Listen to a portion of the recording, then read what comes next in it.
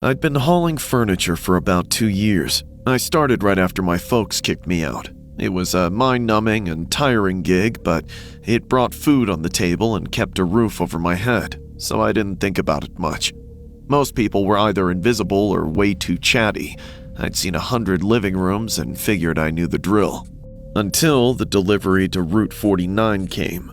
An old lady named Agnes had ordered a custom-made 3-legged table.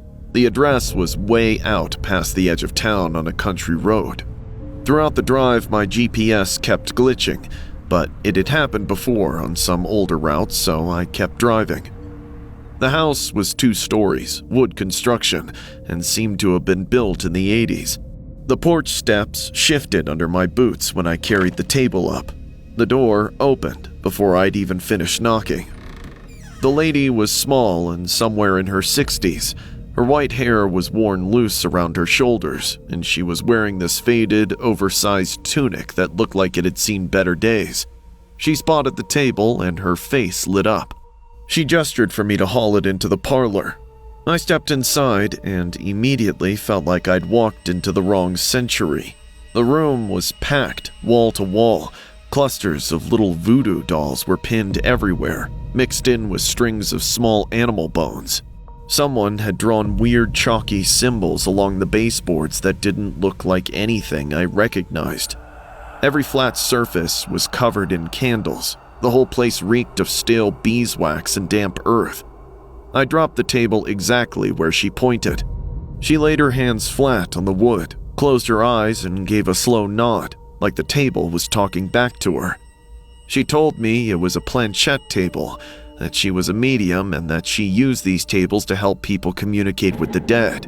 I should have just taken my invoice and bounced. I had 2 more stops to make and the sun was already way past noon.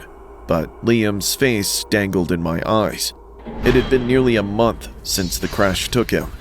We'd been best friends since our sophomore year, and a day hadn't gone by when I hadn't missed him. So I heard myself ask her if she could reach him. She happily agreed.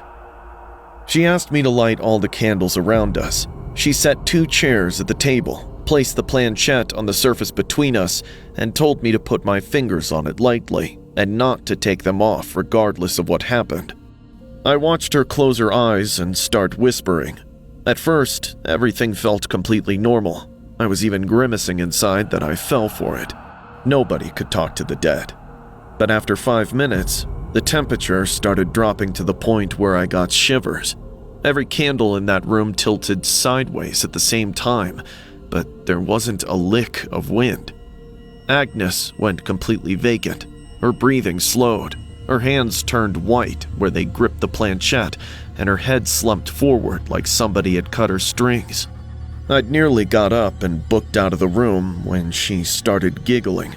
My blood turned to ice. She started rambling incoherently. Before I knew it, Liam was there. He was chanting my name. The voice was unmistakably his, but the words coming out weren't.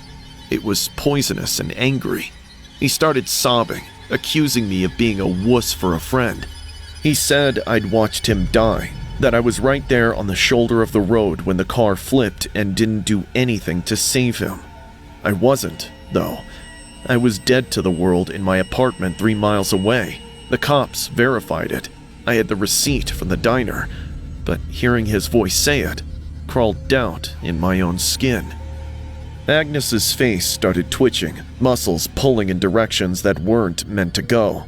When her eyes finally snapped open, angry tears rolled down her white pupils. The voice growled and shouted as Agnes convulsed. Things started falling off the shelves. A heavy mason jar shattered against the drywall inches from my ear, showering me in glass. The tables started bucking like a live thing, rattling so hard the planchette went flying across the floor and cracked against the baseboard. All of a sudden, she stood up, drifted upright, and started coming at me. I screamed, kicked my chair over, and scrambled through the hall. I didn't stop until I was locked in the cab of my truck with the engine screaming. I drove for 20 minutes before I realized my hands were shaking too hard to stay in the lane. I had to pull over at a gas station to keep from barfing. A week later, I was scrolling through the news when her face stopped my thumb. Agnes was found dead in that same parlor. The report called it a violent struggle. Towards the end, the table was mentioned. It was found snapped clean in half. The candles had burned circles into the floorboards. I came real close to calling 911 to spill everything, but I stopped. What was I going to tell them? That some creepy table told me I was a killer? They tossed me in a psych ward before I even got to an interrogation room. But whenever I close my eyes now, I still see those eyes and feel the burn of those jars shattering. I can still hear Liam, too, calling me a shitty friend. I find myself replaying the whole night over and over. I check the clock on my stove, the time-stamped texts from that night when I was home. I know I was. But then, why's Liam's angry voice silencing my truth?